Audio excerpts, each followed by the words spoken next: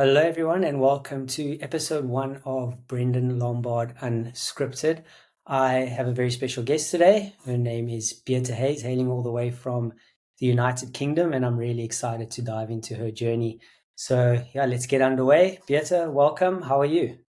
Thank you so much for having me, Brendan. I'm really well. Fantastic. Right, so I think we're going to get straight into things. I'm just going to ask you a couple questions to see sort of what you're about. And I think we'll start off with, who is Birte outside of running? Okay, so Birte is a 40-year-old German, and I've lived in the UK for 16 years now. It still feels a bit like a few years, but it's pretty much half my life nearly. I moved here originally to be with a boyfriend who's now my husband, and we got 3 kids. So I'm a mum of a 12-year-old, 10-year-old, and 8-year-old. I used to work in marketing, but recently retrained to be a language teacher. And I would say until fairly recently, I would have described myself as a good casual runner. But it definitely feels like I caught the bug a little more. And since meeting you, it's gone into a different direction, which I'm very grateful for. So, that's me. Yeah, I think it's been one crazy journey so far. And it's nice, I think, for the audience to know as well that, normal people proverbially can do these crazy hard things. And we'll dive into a little bit more of that later on. But I guess the first proper running related question I have for you is, where did it start? I think I started in my 20s thinking it's the kind of thing that everybody does a little bit, but I really wasn't a runner. I gave it a go thinking it's hard work, but it's a cool thing to do. So I convinced a colleague to train for a half marathon. I must have been in my mid-20s. And I remember finishing this race thinking, oh my God, I'm such a queen. Like, what an amazing achievement. I had blisters, it was hard work. And I remember him telling me something about the 2-hour marks, which I didn't even hit because I couldn't have cared less. For me, it was all about finishing. And after that, I just left it at that. But I think once you sign up to a race, there's that little feeling of, oh, maybe I could do it again and maybe I could do better. And I stayed in the half marathon distance, and it became my thing to sign up to a race. And every 3 months after I had the kids, it was my little check-in. Can I still do it? So I did a half marathon then and thought I could keep it at that. But as it is in life, you meet other people, and a friend had signed up to a 50K. And so in 2023, I joined him for that. And then he went on to doing 70Ks and other 50, 60 kilometer races. And to me, that kind of seemed a bit too similar. I felt like, oh, been there, done that. And so I signed up to a 100K race. And I think that was about the time when I met you. So I had signed up to this race thinking, oh, I can do 50. How hard can it really be? But at the time I was running probably 20 kilometers a week. And I remember chatting to you, and you said, the fact that you have done 50K on as little training as you have, it shows that you are quite strong mentally. And that kind of stayed with me. And I think the rest was just a case of, wow, there's so much potential. And when I started working with you, to realize training can be so structured and the progress is so visible when you really work on it. So that was amazing. Absolutely. And if I'm correct, you're based in Henley. Yes. So Henley is about 45 minutes west of London. Very beautiful, picturesque little village. Beautiful trails, but very flat. So in terms of trail running, it's one thing. If you venture out a little more, there are the Chilterns, so you can find hills that I have only recently discovered as something that I enjoy doing. But it's very nice. And I feel being here, the running community is really nice. And I'll always be German at heart, but I definitely feel in terms of running, I almost belong here. They are my crowd. We have a little run club. There are track sessions, and it's just very friendly. And I really like that part. Yeah, tell me more about that. I mean, I know from working with you that you were big on sort of joining the club for runs in certain weeks. Well, at least before we got into the thick of certain training blocks. So how important is that community aspect for you in terms of let's say, staying motivated or, wanting to be a part of something bigger than what just running is? I would say without the community, I would not be doing any of this. So for me, really, that's weekly checking in with other people, distracting ourselves from the actual task of running, because running always just seems to be an excuse to do something else. So on Tuesdays, we meet with a local club called Run Henley, and it's really just you meet, you go for 8 to 10 kilometers, some intervals, hill sprints, but it's very much open to all abilities. So as long as you can run 8 kilometers, you'll be fine to join. And that's turned into my husband and my weekly date night. So we go along to that, have a babysitter. So the kids are winning because they love the babysitter. We are winning because we're getting some exercise, some time together, because we go for a little meal afterwards. We see other people, we end up chatting and talking rubbish and forgetting about the hard work that it is. And then the Wednesday, when I go along to the track sessions, they are slightly different crowd, still really lovely, but definitely more competitive. So I have to kind of feel up for going along, but I never regret when I do go. And then if I manage to fit in a long run with other people, it's always that kind of balance of you want to go early enough so it doesn't interfere with family life. But with most of my friends being parents as well, it's really nice because everyone needs that kind of early outing to be back for all the other crazy things at home. So being able to run with others and sharing that is just really amazing for motivation and for also signing up to other things. I feel like most of my motivation, or basically all my motivation to do other things, come because I hear other people do something. And in the beginning, they sound like crazy things, but once you get your head around it, you feel like, oh, maybe at some point that could be me. So shout out to all the lovely people who've taken me out or joined me or inspired me to do stuff. Yeah, I think the running community globally is just a very special one, in keeping us motivated, but also fostering friendships and relationships. And I want to piggyback off something you mentioned. It's like your date night with hubby every week. How has running affected your relationship as a wife, to your husband, and or as a spouse rather? Would you say it's added value? Would you say there are challenging bits at times? Let's chat about So I think pre-kids, it used to be, we were never like great runners together, but we definitely made it a thing of going out together. And when the kids came along, it turned into either you go out or I go out. So it was a bit of a shame at the time because we lost that kind of going out together. And when we realized, wow, we can fix this, we can have the babysitter and still go, that was a really nice moment. And so Steve he has done a half marathon.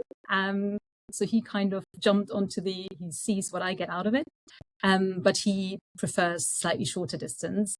But I think we both realize that it really does so much good for it. Like we love the feeling of coming back and having done that run, and everyone's happier afterwards. And I can't stress how important it is to have that supportive partner because he's never even once grumbled about the fact that I've gone out. And you know how much I've gone out recently when it's the long runs. And he always just says, yeah, great, go. And he makes it happen at home. So that support is incredible. And I think when I did the MDS, he was prouder of it than I was. Like he shared it with everyone and made sure everybody knew. And that's such a nice feeling to know that, it means even though he is not part of it in the moment because he's at home, he kind of shares in the fact that I've done that. And that's really nice. Yeah, big kudos to Steve. I'm sure he'll. Mm-hmm.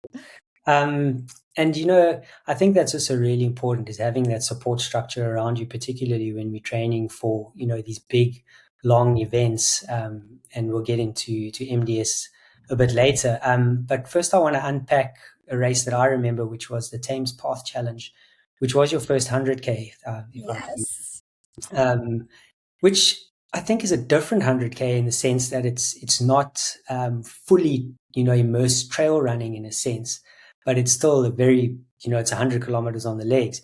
What was your initial take once completing the 100K in terms of did it sort of meet every expectation, and did you go to places in that race where you would say sort of find answers to any existential crises that you may have had?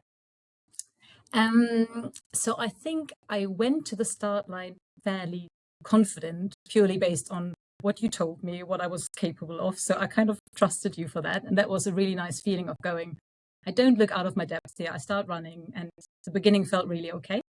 I remember getting to the 50K halfway point, and that was, so I started in London, and the finish line was going to be home in Henley. So a really nice feeling of running home. But I remember getting to Windsor, and Steve and the kids were there. And I definitely had a proper little moment of crying, seeing them, and just the emotion of knowing this is only halfway. I felt great at that time, but I realized it was still a long way to go. And I had never done the distance. And I remember I packed a second pair of shoes just because I heard other people say maybe that's something that you want to do.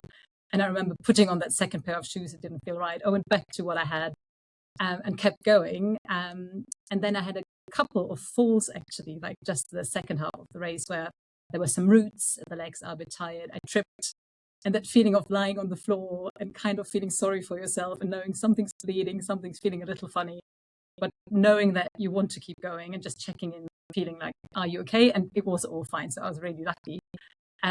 So at no point did I think that I couldn't make it. It definitely felt like a long way, but I was really positively surprised in what a good state I was when I got into Henley. I remember, and so I stopped properly at every aid station, but I did not walk anything in between. And for me to finish thinking, wow, I really didn't walk anything, that was an amazing feeling. And I got home, and after a bath, I really felt like everything's feeling okay. And that was such a surprise. So I would say rather really positively surprised rather than there was a crisis that I couldn't deal with at the time. Oh, it seems to be a common theme with you whenever we have a debrief post-race, that you bounce back quite quickly. And look, I think that's we can owe some of that to training management and training load and recovery protocols. But let's dive perhaps into what your post-race sort of protocols look like. Is there a certain nutrition plan that you follow, or is there anything that you do particularly that you feel helps aid your recovery? Because as your coach, I mean, the common theme is Birte always feels fantastic post-race. I wish I could. Yeah, let's unpack that. I'm always surprised how I finished the race while running. I'm thinking like, oh, maybe I need the loo at some point. And then I finished and I don't have a wee for another 5 hours or something. So that's always a big surprise. But I do try to drink like when I finish. I try to have a recovery shake. I like the Tailwind recovery shake, chocolate or vanilla. They're good. I'm really not a bath person usually. Like I probably have a bath like without running twice a year. It's not my thing. But after a big race, I think it's a really nice thing to go in the bath and just chill and check your Strava and have a little relax. And then it's usually back to normal, because with the kids at home, that's the way it is. Then you just slot back into being a mum, and back to business really. So then I always like that your plan always really focuses on the recovery. So it's really nice knowing the whole week will be chilled and you kind of feel like you earn that. But I've also had moments of sitting on the sofa, and you know how the watch sometimes tells you time to get up. And I was like, hang on, I just did this big race. Why are you telling me to get up again? So you feel like you've earned your rest and you really enjoy that part. And I would say eating doesn't seem like you really want to eat more than normally, but definitely you have some sort of, or I have some sort of carby stuff, because I quite like my carbs anyway. So anything bready, pasta, is always going down well then, but nothing too crazy. But I have had moments of, and also asking you, where I feel like, wow, now's the time to have a really big sleep. And then I go to bed and I'm usually a really good sleeper, but then lying in bed thinking, I'm not tired, I can't sleep, I just feel buzzy. So that has also been some sort of common theme. Yeah, post-race endorphins still flowing. And yeah, right before we dive into Marathon de Sables specifically, I'd like to ask you a question, which can sometimes be pretty dear to people, and if you're willing to share, that would be great. And it's a very simple one. What is your why? Why do you do these things? It's interesting because at the bigger races, you sometimes see people and they have impressive whys and some that make you well up. I'm not entirely sure I've found my why, or I know my why. There's something deep down that makes me want to find out what I can do. And I think once you get that little glimpse of that moment of feeling so proud what you've done and what your body can do, there's that little question of, can you go a little further? What would that feel like?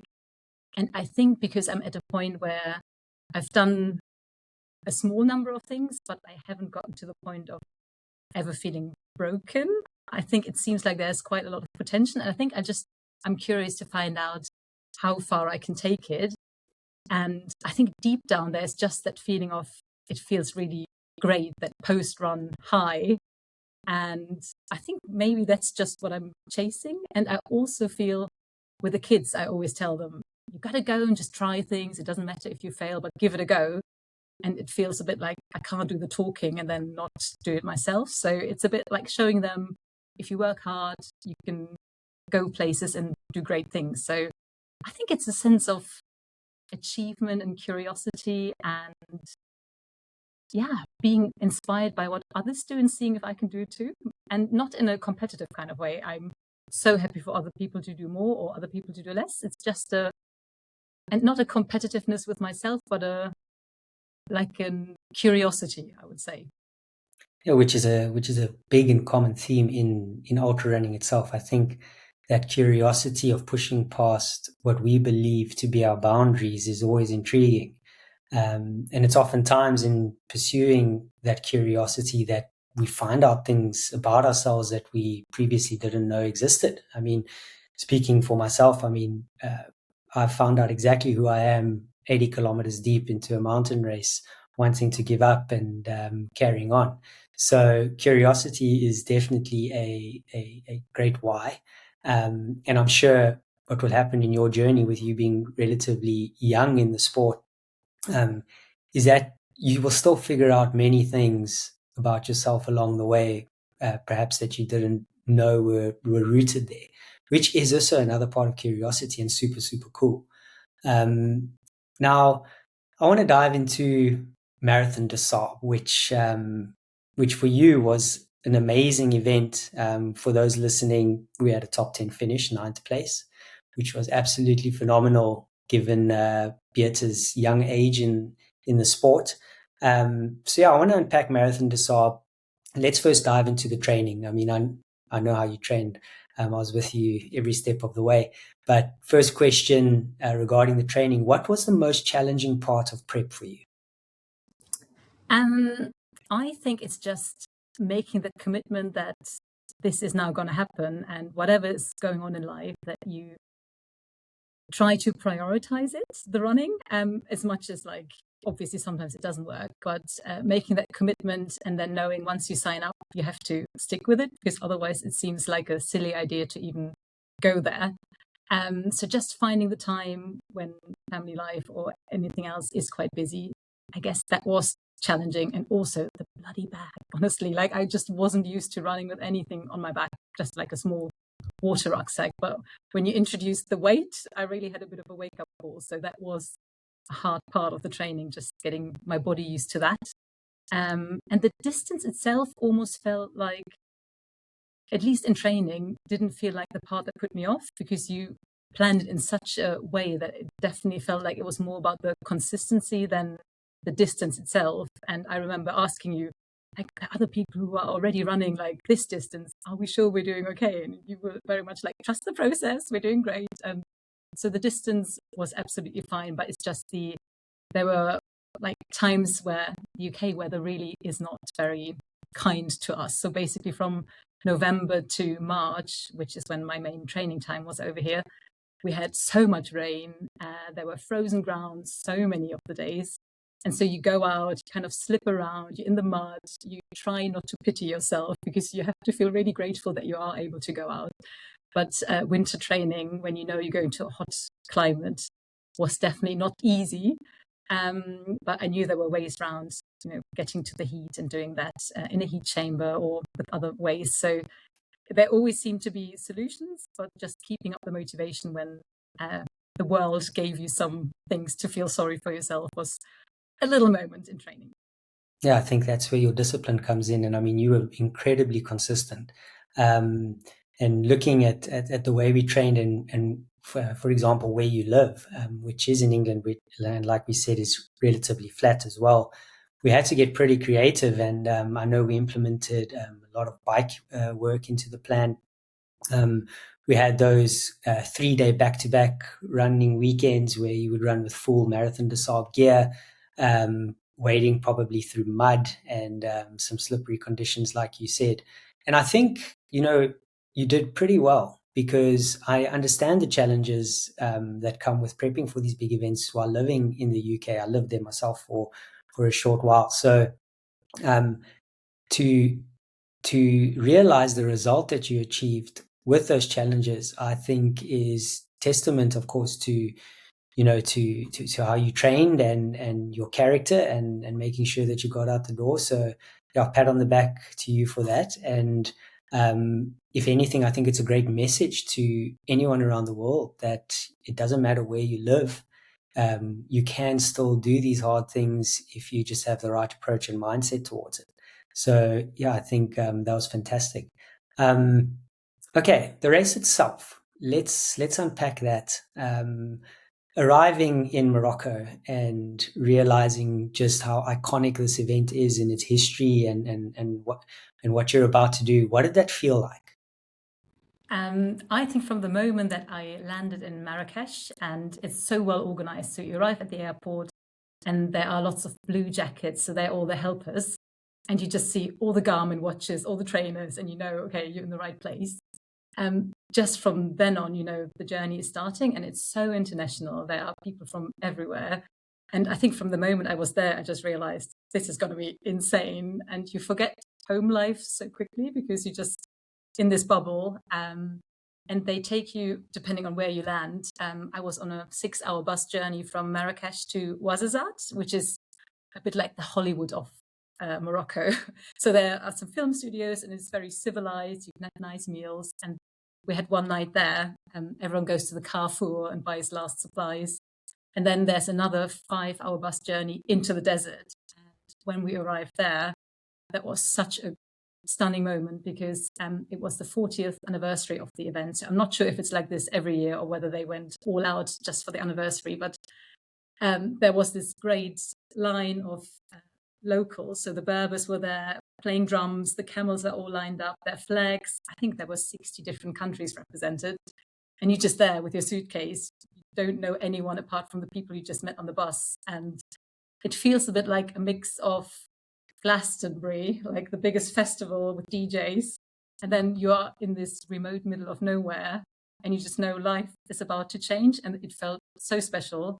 And I had basically decided that I would take my phone as a bit of a luxury item to be able to take some photos. But from the moment of arriving in the desert, I put it on airplane mode. So I had no contact with the outside world. And that felt just as special. And so you look for your tent, you meet your new tent mates, and there are 7 others with you in the tent. So it's 8 of us. And basically within an hour, they turn into your best friends. You have such laughs and it's so, so special. So I think that arrival couldn't have been any better. And I hadn't watched too much. I didn't know too much. So I was surprised like every minute when something happened, and that was really special. Yeah, I think an event like Marathon de Sables that is so iconic, you probably got that goosebump feeling on arrival and was just like, I can't believe I'm actually here and about to do this. Which, like you said, I think is super special, and it's almost those experiences that will sit with us for the rest of our lives. And so cool that you had tent mates and were laughing and joking. I think it might sound cliche to say it, but there's kind of unity in suffering. So you all know what you're about to do, and it's kind of like, why are we here? Are we crazy? But yeah, there's unity in that, and there's actually a nice quote that I hope I can get this right, but I think it says if you want to go far, go together, right? So yeah, you have all these people from all different backgrounds joining you on this crazy adventure. It must have been absolutely epic. Talk to me about sort of living at camp and what it was like to rough it and sleep on the floor and eat meals that you wouldn't typically eat. Um, I think before going, I had a little chat to myself because I'm quite outdoorsy, but I'm not the typical camper. So I had times on holidays where I felt, oh, I'm a bit of a princess. And I just had a chat to myself thinking, okay, leave all that at home. You're a different Birte out there. And I really was. I loved the camp life. And I think that was almost the most special part of it because it's so basic. So the MDS provide those open black tents with a rug on the floor. And that's about it. And some toilet facilities where you've got this little plastic loo, there are bin bags that you put on top. So that's what they provide, and water that you then carry yourself, but everything else you have to bring. And the simplicity and the beauty of simplicity is just so lovely because we had one night where we still had our suitcases. And that was a bit of a check, see how you get on. Are you warm enough at night? And I, for example, realized after the first night that I needed an extra layer because I was shivering at night. But once the suitcase is being taken back to the hotel, you have that real moment of whatever I have now is in my rucksack, and that's all I need. And you just kind of appreciate the simplicity, appreciate the company, and you have not much to do. And it's amazing how you can get through the day just by talking about blisters with each other and walking around camp and looking at the camels and looking after your feet. And you really don't have much to do. And we sometimes wondered how we got to the end of the day, but it always seemed to go really quickly. And sometimes they would do a bit of a yoga session or there was a briefing of some sort, but otherwise it was just up to you how you spend your time. So I really, really loved it. And I think that is one of the reasons why I wouldn't want to go back because it was so perfect in the tent, you know, the setup of people and how we liked each other that I think it would be hard to get that same vibe. And the remoteness and the food, yes. So I had decided to take mainly shakes, bars, nuts, and dried fruit, which is not my usual go-to. But I really struggled carrying heavy weight. And there are some mandatory items that we need to pack, which come to about 3.5 kilos in my case with a bag. So I knew I didn't have that much weight to play with. So I just went for high calories per grams. And I knew I needed some powders and gels for the run itself. So I left it with stuff where I knew I didn't need a bowl or a spoon or a stove because that's all extra weight. So I managed to keep everything down to 7.2 kilos plus the 1.5 kilos of water, which I was so happy with and I knew I could carry. But it meant that my food was really limited and basic. But I just got used to it and it felt like I'm eating this because it's nutrition rather than I'm eating it because I'm really enjoying it. It felt absolutely fine, actually. I wouldn't change that part, I think. Yeah, I like what you said there in terms of there being beauty and simplicity. I feel like, I mean, I'm guilty for it. I think most humans are. We tend to overcomplicate life with too many things. And by adding all of these things, we're just creating more problems to solve. So I think by sort of bearing it down to the absolute necessities and experiencing that simplicity, I think, like you said, is an absolutely beautiful thing. I'm super jealous and That really. is so true. Because even to the point where I couldn't even decide what to wear because I was wearing what I was wearing. There was no, oh, what am I putting on tomorrow? I was in the stuff and all those decisions are taken away. And that is really nice. Yeah, I think simplicity is a special thing. Right now, let's get into the race itself. Your strategy going in. I know we chatted just before the race, and we worked out sort of a plan on nutrition, etc., and you tweaked it a bit. But what was your mental strategy in terms of racing? Did you have any expectations, or were you just out there to go have a go? So I definitely 100% and honestly signed up with the goal to finish. I had no expectation whatsoever. And I think I would feel equally as proud of myself had I only finished. And I think it was just talking to you. You know, you're always really good at just making me subtly confident. I think at some point you just kind of said, I think you'll be doing really well, like without explaining further. And I think, you carry that and you kind of go to the start line feeling like, coach thinks I'm going to do okay. So why don't I just see if I can do okay? Because at the race briefing out there, they did all this chat like on day one, take it super easy. And I got to the start line and I didn't go crazy, but I just felt like I'm going to run and see how I feel. So on that day one, I started at the very back, but I just kept overtaking people. And at some point I was like, I have overtaken a lot of people here and I don't think anyone has overtaken me back. So it felt like a really nice sense of achievement, but I had no idea like where I was going to be. And I really also didn't care. And then I think on day two, they put out a board with the results, which I had no idea, but somebody said, go and check out that board. And I think I was 110th or something, which seemed absolutely wild because you have no clue when other people have gotten to the tent before you. So, your one tent mate is there, others come later. But in relation to the whole group of people there, because there are some incredible runners and like professional runners and sponsored people. And to see my name up there was just crazy. And I think that just kind of changes the mindset slightly, because I think at that point, maybe I was 12th woman or something. And the top 10 then somehow kind of subconsciously are there to the point that on the subsequent days when female athletes were there, I was like, oh, maybe I can go a little faster and overtake somebody, or maybe if somebody overtakes me, maybe I can get them back. So not in a way where I was harsh with myself, but just in a way of, I think it's possible. So that was a nice motivation without any pressure. So didn't have any expectation, didn't have much of a strategy, but just, I think my strength was that I just kept going. And before going, I thought I was more of a short to middle distance runner, but out there, it was definitely only at about 35 to 40 kilometers when I started overtaking others. So it's more about keeping going and not stopping too much. So it was interesting and really eye-opening and really motivating for whatever comes next, I think, because I think now I would go to the start line and maybe I'm not one to put pressure on myself. I don't enjoy that, but just to see like, oh, maybe I will see if I can place somehow. And if I can't, then that's fine too.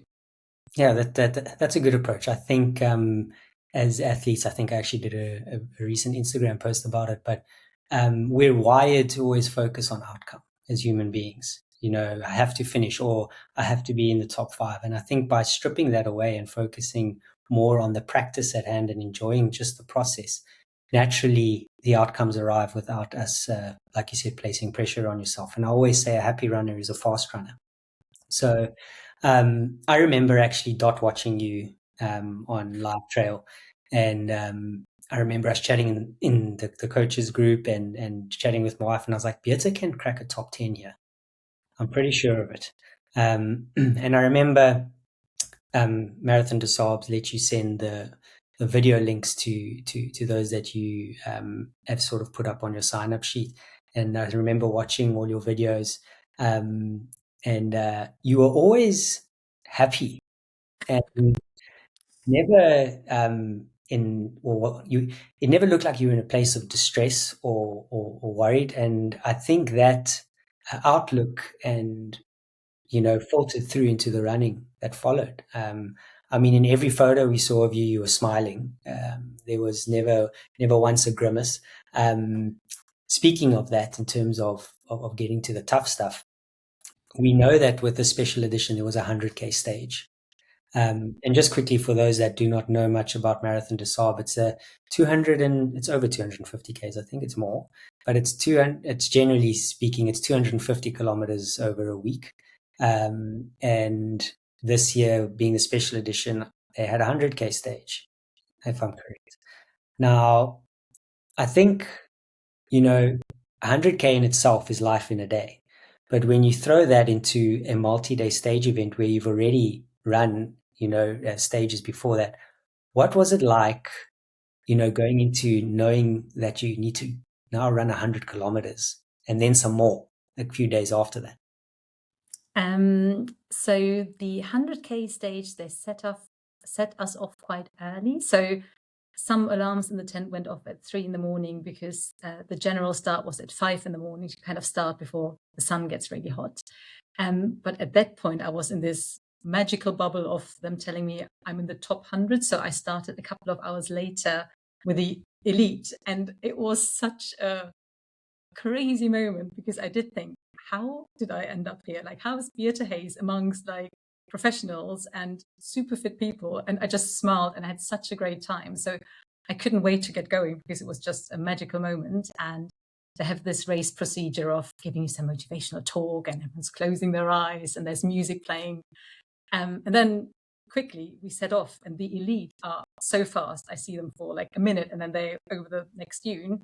But I just set off thinking it's going to be a long day. I'll just start and see how I get on. And then pretty quickly, those people who started a couple of hours before us, there are some who really struggle at the very beginning already. And I'm sure there must have been people who didn't make it, because I remember overtaking this guy who was hobbling when I had only been running for half an hour. So that's how far he got in his 2.5 hours. But so you just keep going. And that day there were some big dunes, and the dunes were crazy. Like my heart rate must have been 200 plus, but there are all these amazing helpers at the top of the dune, and they look at you and they shout, and there's no way that you stop, so you just keep going. And then after the dune, it got a bit tricky for me because those people who started earlier and had a decent pace to kind of get away from the start, but were walking at that stage. And so I ended up trying to overtake people. The sand was pretty soft at that point because everyone had trudged over it already. And so I remember bumping into my tent mate at about 35 kilometers. And we looked at each other thinking, this is hard, this is tough, it's hot, the sand is soft, and we're only at 35 kilometers. So it just seemed like it was going to be a super long day. And so in our head, we said, when we get to 50, we're going to have a little party. I had some Haribo, and that seemed like, let's save the Haribo for then. And that was the only day where the MDS kind of helped us a little bit, because usually on the on the aid stations, they only give water, but on the 100K day, there were little surprises. There was half lemon at some point, which was the best lemon I've ever had, or some nuts and like broth with some vegetables. And I remember the guy saying, don't you want a spoon? And I was there with a bowl just drinking it like within seconds. And so I just took the race like relatively easy, but kept going. And it was a case of sticking to some people. So you would end up 5 or 10 kilometers or 20 with somebody, and then one of us would feel stronger and go on their own. And so for the last 25 kilometers, I was with a Dutch guy. And that was super, super helpful, because there were times when I felt stronger and kind of pulled him along. And then other times I said to him, you just go. And he was like, I'm not leaving you, you're coming with me. And so it kind of to motivate each other and knowing that we've gotten this far, surely we can go home now. And then it got dark, and it's not just sand at that point, but rocky patches. And you feel like you don't want to trip because you don't want it to be over. So we did walk a bit towards the end as well. And then that magical moment of somehow seeing a camel and the finish line, and you hear the music, and it really does feel so special. And the stars are up and the skies are incredible, because here it's always so spoiled by buildings and other lights, and there you have nothing. So you look at the stars and you're at 99 kilometers, so you know you can make it back. And it was unbelievable. And so we crossed the finish line together, being so grateful. And then I checked my watch and I realized I was at 99.3. And so I had this Strava moment of going, I can't sit down. So I did a 700-meter lap around the camp. And then the volunteers are there and they give you hot tea, and you feel like this is brilliant, let's go back to camp. And you realize you are one of the lucky ones. So I finished at about 10 o'clock that night. So I had a proper night's sleep, if you can call it like relaxing sleep. But I had a rest day the following day, because you have basically 48 hours to complete that long stage. But there were people who didn't finish until 8 o'clock in the evening the following day. Oh, wow. And so I had all this time to just be in camp, relax, eat. And they basically came in and then had to do the marathon the following day. So I definitely think sometimes there is simplicity, or it's helpful to be faster rather than slower, even though it's maybe costing more energy, but it means you less in the sun, you get more sleep, and yeah, you're ready for that marathon. And I did wake up that following day thinking it's only a marathon. And that is such a wild feeling to think, that's it, that's fine. Yeah, that's wild. I mean, I consider myself quite an accomplished runner, but to run a 100K race and then have to do a marathon the next day, I don't even think I'd be too amped for that. But I guess in the moment of being at such an iconic event like Marathon de Sables, it's almost like, I need to do this because this is just absolutely epic. So yeah, for me, it was really interesting to watch unfold. I mean, you're not the only athlete I had at Marathon de Sables. I also had Janet who completed. So kudos to Janet if she listens. Um, and for me as a coach, it was also very much a rewarding experience to follow you two, but also to have two of my athletes finish such an iconic stage race that is Marathon de Sables. Talk to me about the finish, and I'm going to dive deeper into it once you respond. But I think talk to me about what it felt like on the final day, crossing the finish line, knowing that you have literally, run over 250 kilometers on your feet with the help of no mechanical devices. What, yeah, like what did it feel like? So I had not quite appreciated that there are a lot of people who have some sort of race strategy. So there were people going so fast on the last day, but there were also people stopping on the top of the dune and smoking. So you get like all sorts of things. It's kind of the last day, and they call it the run to the bus, because all you have to do is get up, get to the start line. Your bag at that point is really light because you've eaten everything that you have. And so you feel like you can actually run, and that sensation of, I don't think anyone who starts that last day doesn't finish. So you kind of know you have it in the bag. So I set off so happy, and already at the start line, you feel like, that's it. Well, I've done it. But I was also super aware still that when there were patches with rocks, I did think like, if I fall now, would they drag me? Would they kind of make sure that I get there? But so I ran really enjoying myself. It wasn't too hot that day. It wasn't too technical or difficult. But there was, towards the end, there was a bit of a loop we had to do. And I saw some people trying to kind of shortcut it. And I was like, surely that's not the way to do it. So you go around and then you see the arch. And I could feel welling up from about like 800 meters from the finish line. And I thought I would be fine because I had my cry the day before when I thought like, oh, I got this. But I saw the arch, I crossed it, and it is the most insane feeling because everything comes back, the training, the thought of your family and everyone who supported you back home. I had an incredible fundraiser going, and I know people had been so generous. And so I was thinking of the little boy I was raising money for. And I could see other people who were in tears, and you just have this sense of achievement, relief, elation. And then weirdly, the heavens suddenly opened and it started raining so badly. So it was a bit of this is like insane, like a movie moment. There were people smoking cigars, so the smoking was kept coming back. And then I remember that they also, so the medal comes up, and the medal is such a beautiful, big, chunky thing. So lovely, lovely feeling getting that. And then I remember that they said you can still go to the emotion box, which is the little tent where you can send the video home. So I went in there and sent my video home to kind of make sure that everyone knew that I'd finished. And then it's reality. So you're suddenly there, dripping wet. You're waiting for the bus. You hop on the bus. And then for me, it was that magic moment of realizing that all my tent mates miraculously ended up at a similar time on the same bus. And you're there, you get given actual food. So you have this little goodie bag with banana cake and fruit, and you eat something, you sat down, and it's unbelievable. Just like you feel so proud and so happy, and yeah, amazing. Yeah, I remember watching your last video from the emotion box, and you were quite emotional. Uh, and I think that's completely warranted.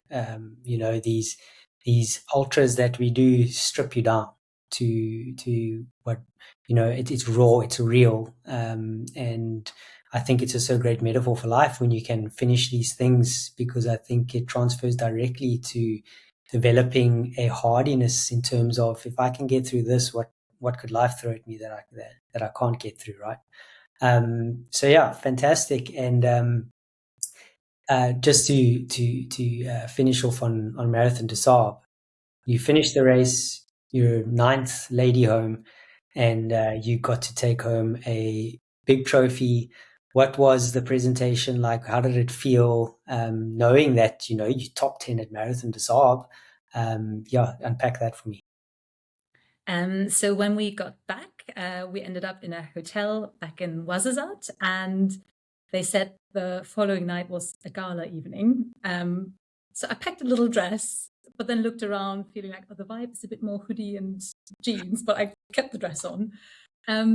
But I thought we're there to cheer for the top three. And so they started with the women, and then they said, and in 10th place. And I was like, oh, hang on, because I knew at that point that I was 9th. And so I was like, hold my beer, hold my coat. And so they called us up on stage, and it was just really like, I think I had shaky legs because I couldn't believe it. It felt so surreal. And to be up there with incredible runners who I'd seen online before, and admire and know they're so strong. And some of them are like hours ahead of me, but equally some of them I felt like, wow, it's mad that I can kind of run in a similar league than this. And so people were super sweet. I had my tent mates cheering for me and taking photos, and just an unbelievable feeling. And they are very proud of Morocco as a country to put it on. So there were some Moroccans representing the country. And yeah, you just feel like it's an unreal moment, but a really happy moment. And I think it's so nice to feel proud of something, because I think sometimes we like taught to be humble, and I love humility, but there's also something so nice of feeling that sense of achievement and other people feeling so happy for you. Mm-hmm. And I really felt that, that people were genuinely so happy for me, and that made me even happier. So it was an amazing night. And then they put on all the music, and it was like a really nice celebration, and just like back to normality. And I got back to the hotel at 3 a.m, and I was in a hotel with all the Germans. And then, because there was a free breakfast, the Germans were there at 5 a.m. So I felt like, okay, time to go, time to get ready, and then back on the bus and go home. So, and then you realize you're ready to go back. It's such a special moment, and you kind of bottle it up and carry that with you, but then you are quite ready to go back and have a nice shower and a nice sleep and see your family and just go back to normality. Absolutely. What an unreal experience. Now, just to give the listeners some context, Birte is new to the sport, relatively new, a couple of years in terms of the ultra distance. And it wasn't 2 weeks later that she went on to run the London Marathon and set a personal best unexpectedly. We all love an unexpected personal best. But I think it's just amazing how your body's bounced back so fast. I know that currently, as we're doing this podcast, you're in a regeneration training block and a recovery block where Birte has been kind of told to take it easy a bit and let her body just be relatively normal for a change. So yeah, just for those listening, that is also super important. Is as much as we hammer our bodies away, it's also so important to take some downtime, let it recover, and let the nervous system also kind of reset. Now, Birte, I know there's some other races on the cards this year, such as I think it might be your first UTMB World Series event at the end of the year, which is super exciting. I'll leave it up to you to announce that whenever you're ready. So I won't give too much away. But that's also super exciting. Birte's definitely got some talent and some movement in those legs, which is going to be exciting to develop and see where the potential goes. I'm very stoked that when I think I planted the seed to you, I think I said, Birte, it would be a shame to not see what you can do. And I'm super stoked that you are up for it. But anyway, I really feel, as much as it was me running this and like all the other races, it definitely is 100% you who's enabled all this, because by myself. I ran, it was just so unstructured. I didn't have any accountability. I had no clue. I would go too far, too fast, then not consistent enough.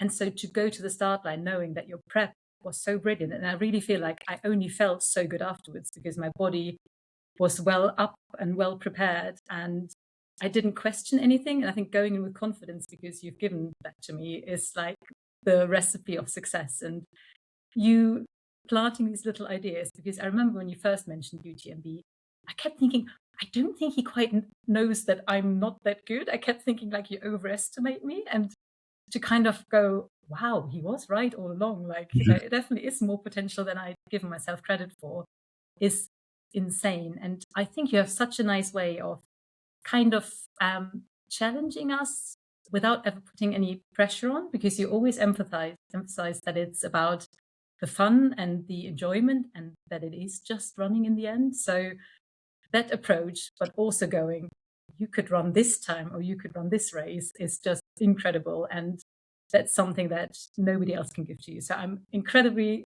and eternally grateful for what you've done for me. That is unbelievable, and definitely your success as much as mine. Oh, thank you. That's very kind.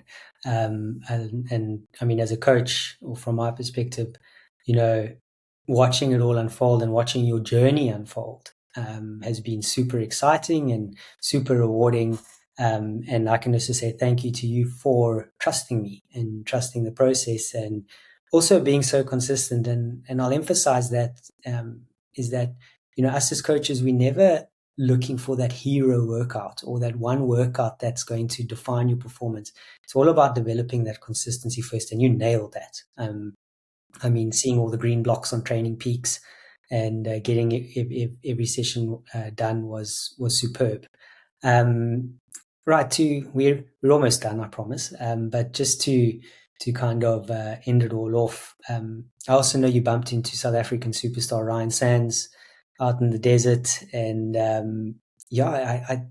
what was it like, you know, sort of meeting these people that we had chatted about, and knowing that, you know, you are right up there now, and potentially in the future going to be competing for spots that these people are.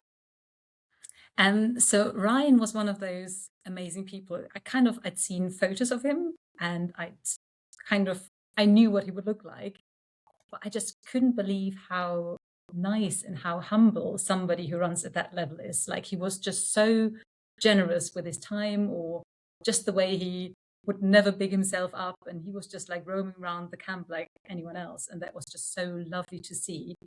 And then there were other people who, I think it's just like this world where there are people constantly sadly have a camera in their face, because people at home want to see what's going on. But I felt a bit for those people who did have that kind of pressure of performing. And so I felt like I had the perfect scenario of, I can watch everything, I can see how they're all doing, but I'm just there for myself. So really credit to everyone who is going when other people are probably expecting them to place in a certain way. And so Ryan, yeah, what a legend. And to kind of run there with the Moroccans, who obviously know the terrain a little better maybe than people who come from abroad. But it was amazing to see. And I never saw them for very long, sadly, because they did disappear so quickly. But just, seeing the way they prepare in the morning in the tent and having a little look around. And in the end, they carry the same weight. They have the same thing and the same admin to do than us normal people.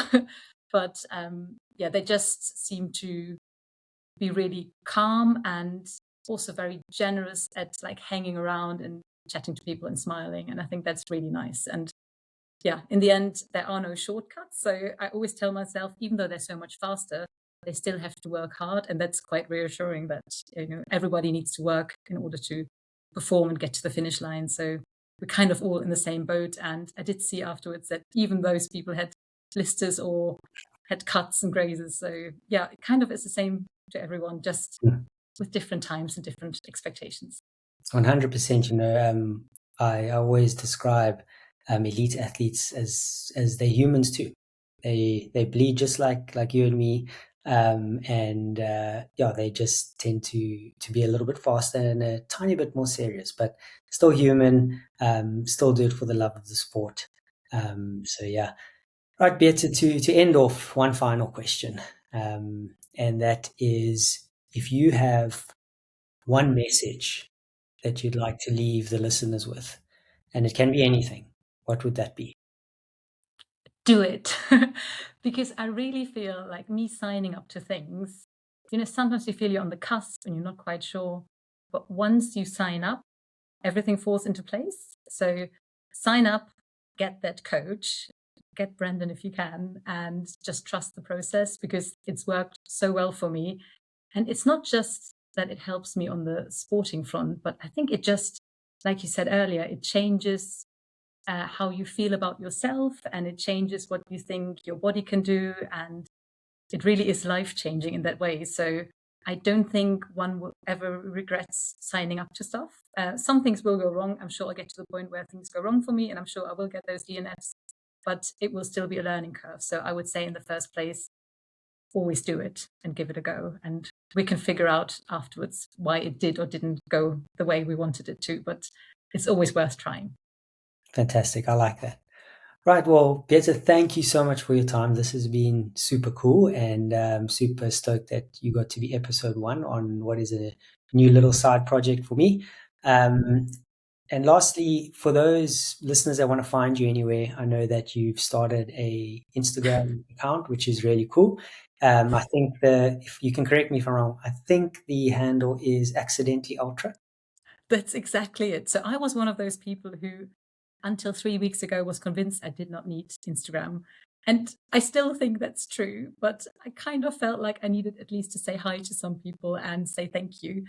And Accidentally Ultra is really what it feels like. I didn't plan to be a serious runner or an ultra runner in any way. I just happened to keep going. And so here I am, and accidentally doing all right at it. So Accidentally Ultra it is. I love that. So everybody listening, go follow Beata on Instagram, Accidentally Ultra. I'll share it in the show notes as well, so that you can find her. Beata, thank you very much. And I guess I will see you on the other side of Training Peaks, looking at the training that you'll be doing. Hopefully at lots of green blocks. And I can't wait to listen to the episodes that other people do with you. So really, really cool project. Thank you so much for having me. Thank you.